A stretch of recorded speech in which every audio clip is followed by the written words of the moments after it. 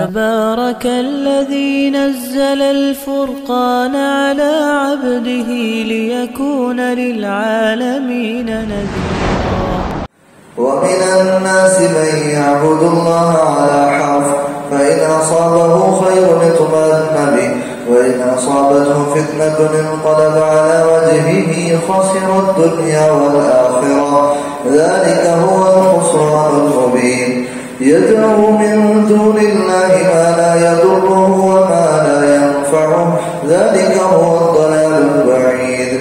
يدعو لمن ضره أقرب من نفعه، لبئس المولى ولبئس العشير. إن الله يدخل الذين آمنوا وعملوا الصالحات جنات تجري من تحتها الأنهار. إن الله يفعل ما يريد. من كان يظن أن لن ينصره الله في الدنيا والآخرة فليمدد بسبب إلى السماء ثم ليقطع فلينظر هل يذهبن كيده ما يغيظ. وكذلك أنزلناه آيات بينات وأن الله يهدي من يريد.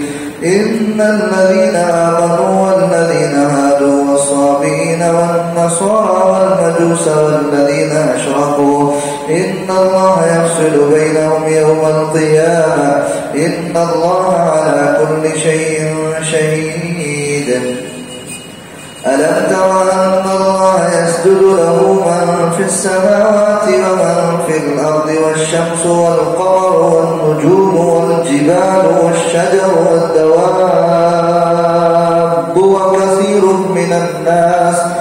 وكثير حق عليه العذاب. ومن يهن الله فما له من مكرم. إن الله يفعل ما يشاء.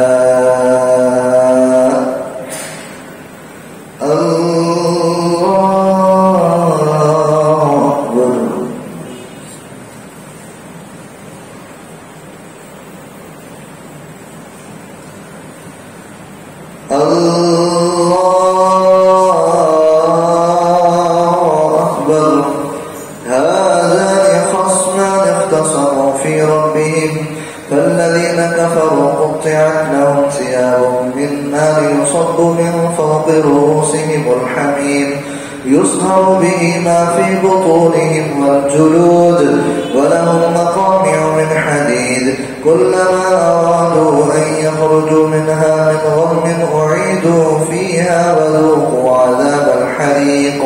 إن الله يدخل الذين آمنوا وعملوا الصالحات جنات تجري من تحتها الأنهار يحلون فيها من أساور من ذهب ولؤلؤا ولباسهم فيها حرير. وهدوا إلى الطيب من القول وهدوا إلى صراط الحميد. إن الذين كفروا ويصدون عن سبيل الله والمسجد الحرام الذي جعلناه للناس سواء العاكف فيه والباد ومن يرد فيه بإلحاد بظلم نذقه من عذاب أليم. وإذ بوأنا لإبراهيم مكان البيت ألا تشرك بي شيئا وطهر بيتي للطائفين والقائمين والركع السجود. وأذن في الناس بالحج يأتوك رجالا وعلى كل ضامر يأتين من كل فج عميق ليشهدوا منافع لهم ويذكروا اسم الله في أيام معلومات على ما رزقهم من بهيمة الأنعام فكلوا منها وأطعموا البائس الفقير. ثم ليقضوا تفثهم وليوفوا نذورهم وليطوفوا بالبيت العتيق. ذلك ومن يعظم حرمات الله فهو خير له عند ربه. وأحلت لكم الأنعام إلا ما يتلى عليكم فاجتنبوا الرجس من الأوثان واجتنبوا قول الزور حنفاء لله غير مشركين به. ومن يشرك بالله فكأنما خر من السماء فتخطفه الطير أو تهوي به الريح في مكان سحيق. ذلك ومن يعظم شعائر الله فإنها لكم فيها منافع إلى أجل مسمى ثم محلها إلى البيت العتيق.